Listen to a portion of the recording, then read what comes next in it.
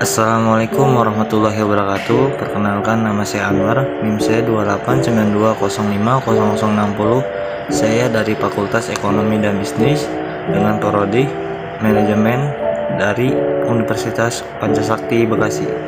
Tujuan saya membuat video ini untuk melakukan ujian akhir semester dengan dosen pengampu Bapak Ali Mulyanto Skom M.Com. Saya di sini akan menjelaskan tentang pencarian atau disebut dengan searching.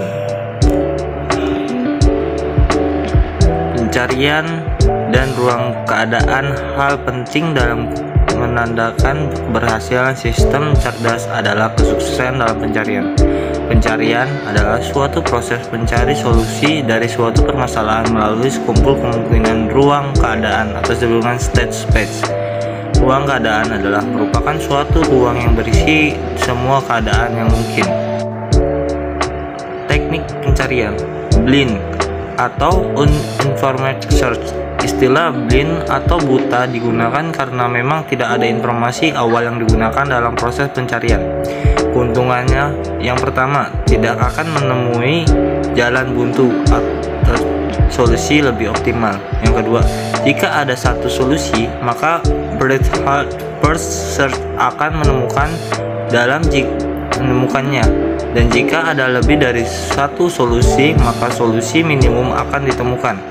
Kelemahannya, yang pertama, membutuhkan memori yang cukup banyak karena menyimpan semua node dalam satu pohon.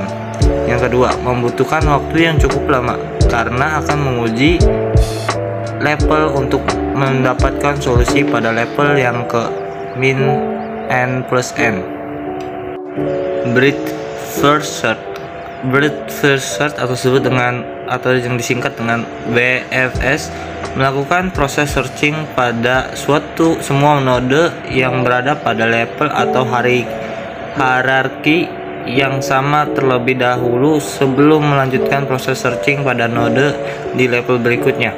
Keuntungan, yang pertama, pemakaian memori hanya sedikit, berbeda dengan jauh BFS yang harus menyimpan semua node yang pernah dibangkitkan.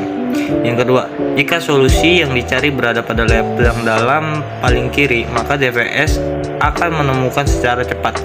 Kelemahan, jika pohon yang dibangkitkan mempunyai level dalam, maka tidak ada jaminan untuk menemukan solusi, tidak komplit. Yang kedua, jika terdapat lebih dari satu solusi yang sama tetapi berada pada level yang berbeda, maka pada DFS tidak ada jaminan untuk menemukan solusi yang paling baik, tidak optimal. Yang kedua, depth first search adalah proses searching sistematis buta yang melakukan ekspansi sebuah path jalur menuju penyelesaian masalah sebelum melakukan eksplorasi terhadap path yang lain. Keuntungan, yang pertama, pemakaian memori hanya sedikit, berbeda jauh dengan BWS yang harus menyimpan semua node yang pernah dibangkitkan. Yang kedua, jika solusi yang dicari berada pada level yang dalam dan paling kiri, maka DFS akan menemukannya secara cepat.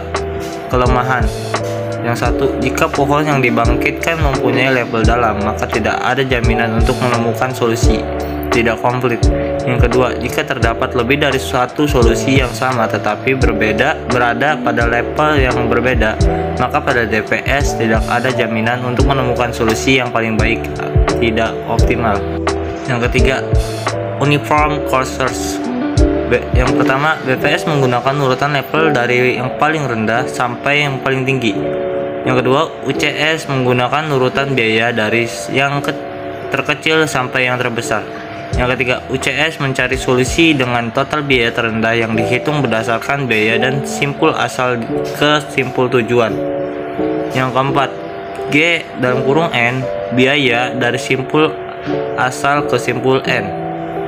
Begitu saja yang bisa saya sampaikan. Wabillahi taufiq wal hidayah. Wassalamualaikum warahmatullahi wabarakatuh.